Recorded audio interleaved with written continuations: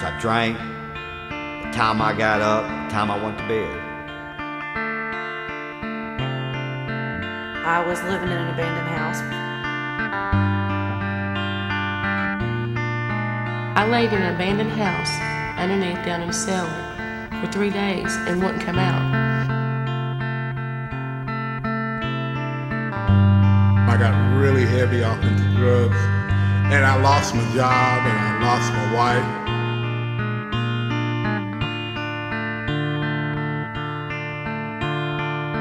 Drinking, drugs, being with the wrong people at the wrong time.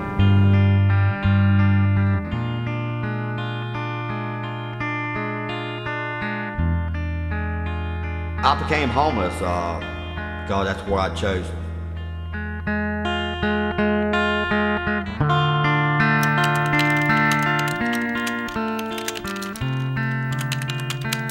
Dr. Roger Noe has studied the homeless population in Knoxville, Tennessee for more than 20 years.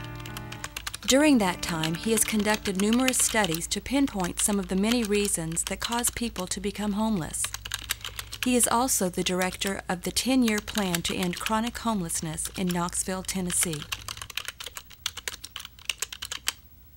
Homelessness represents a very, very diverse group of individuals.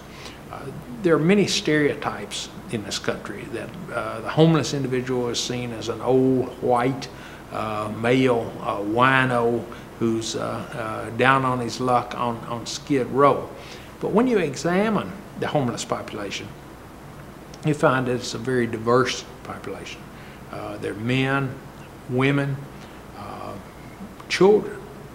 During our studies, for example, we find that in any given month in Knoxville, Knox County, approximately 1,600 individuals will be homeless at some time during the month. Over the last 10 years, the number of homeless have continued to rise, not only here in Knoxville, but across the United States as well.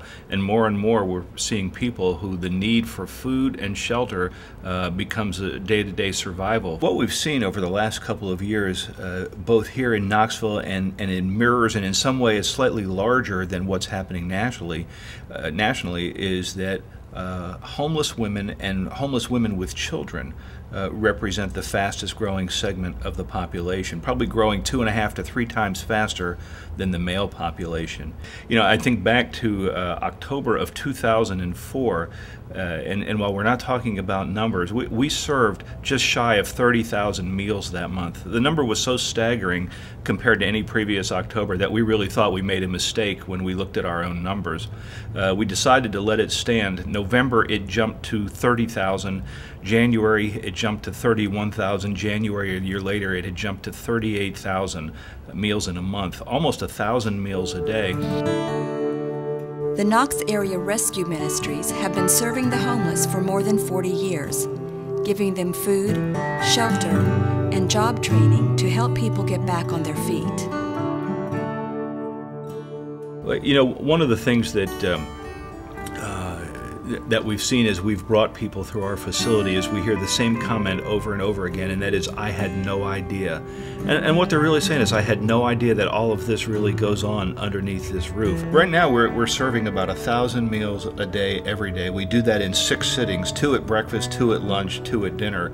Those that are in the residential component of our facility have meals first, then they clear out, then the kitchen is cleaned up, and we get it ready for the larger number of people who will come in for the second sitting in each of those meals.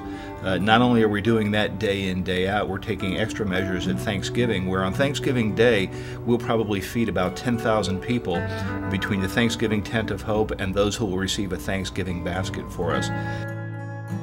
Although the Knox Area Rescue Ministries is one of the largest shelters in Knoxville, there are numerous other ministries that are available to help people in need. Every Sunday, people gather under a bridge to serve meals to a large portion of Knoxville's homeless population.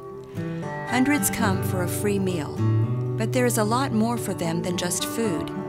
Preacher Bob has been helping the hopeless for 17 years with the Highways and Byways Ministries. Brother, this right here is part of the vision being fulfilled.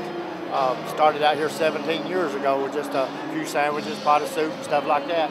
What we need now, the biggest thing we need now, is a place to put people when they come to the altar, a dry house if they're on alcohol or drugs. We need a resource center where they can take showers and where they can do their laundry.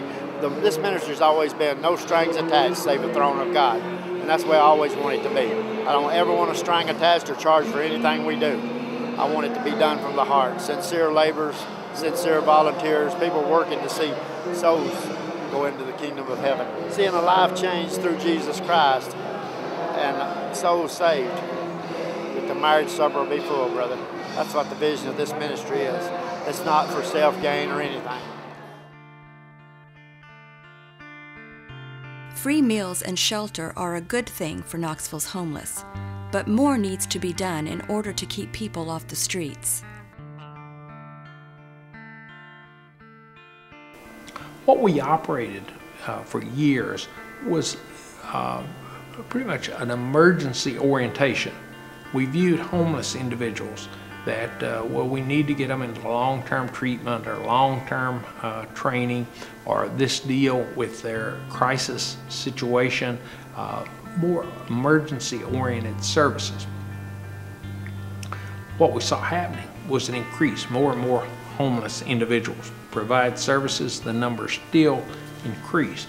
You know, the food and the shelter that we provide is really life-sustaining for so many people that come through our doors. But apart from the physical need that it meets, what it gives us to do, gives us the opportunity to do, is display that first act of compassion.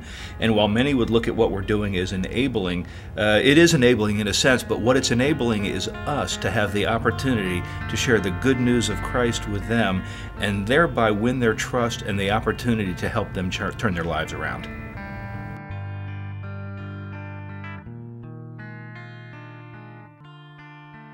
There has been a debate going on for many years between organizations like the Knox Area Rescue Ministries and the Coalition to End Chronic Homelessness over how to end homelessness.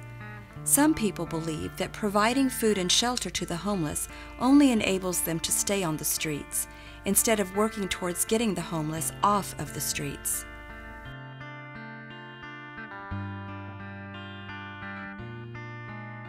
At the initiative of the United States Interagency Council on Homelessness, cities began to develop what are called 10-year plans to end chronic homelessness.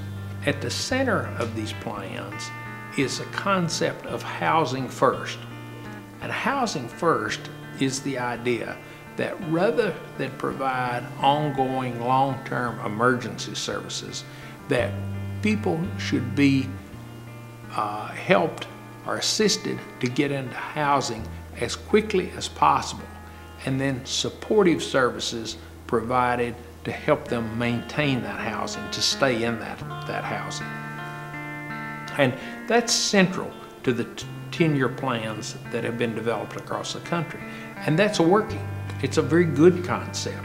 And people are finding that not only is the retention rate in housing very high, but also time spent in emergency room, ambulance calls, police runs, jail time, all of those things go down, that it's a tremendous savings for cities and counties. And so that's central, the idea of housing first to the 10-year plan. But the 10-year plan goes beyond that. And ours, for example, has strategies. It talks about things like, let's stop discharging people into the streets. Let's develop a better system of coordinated case management and care. Let's reduce duplication. Let's designate case managers to be in charge and who will be accountable for getting people off the streets. Let's increase economic opportunities, better job training. For example, Knox Area Rescue Ministries has developed what they call the Abundant Life Kitchen, where they teach folks skills necessary for restaurant employment, to become chefs, to work their way up. Very successful program, and we want to increase those type of things. Back in May of 2004, the cover story of Business Week was on the working poor. And in that article, it identified the top 10 employment opportunities over what would be the next 10 years ending in 2012. Within that top 10 were food service and food preparers, customer service, cashiering and retailing, building maintenance and janitorial, certified nursing assistants. Well, what we noticed was that we had the resource of the kitchen, and what would it look like if we converted the kitchen, which prepares 1,000 meals a day, from a food preparation site to a culinary training site, and then we coupled with that biblically based life skills and an internship, and with that we formed a partnership that launched the Abundant Life Kitchen. The Abundant Life Kitchen, I just started, and this is my second week. It is what you say, it's a challenge. People may think a cookie's easy, it's not. There's so much you need to know, temperatures from utensils to what you say, hazards to viruses and bacteria. I mean, there's all kinds of stuff. And it's stuff that I haven't learned, and what you could say, it's going to be an adventure. And plus, there's positive attitude, and the chef, instructor, and the two ladies that work in there with us, three ladies that work in there with us are great and supporting, and I just can't wait to be able to say I graduated from this course. When we first began the Abundant Life Kitchen, we had a $25,000 startup grant, which was a joint effort between us and another local agency. What we're finding now is we need to expand that training. Early on, we intentionally only made that available to residents who were here at CARM. But what we're getting now are more and more people who are asking to go through the culinary training who are not residents here at CARM, who are marginalized and living on the fringes right now. We want to be able to expand that from 10 classes, for classes of 10 3 times a year, to actually doubling that number over the next 2 to 3 years. That grace, the very hour, thank you, Jesus, I first believed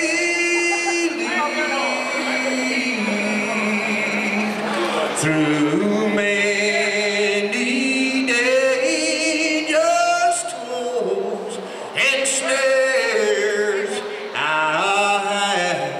have already come. It was His grace that brought me safe thus far, and His grace will lead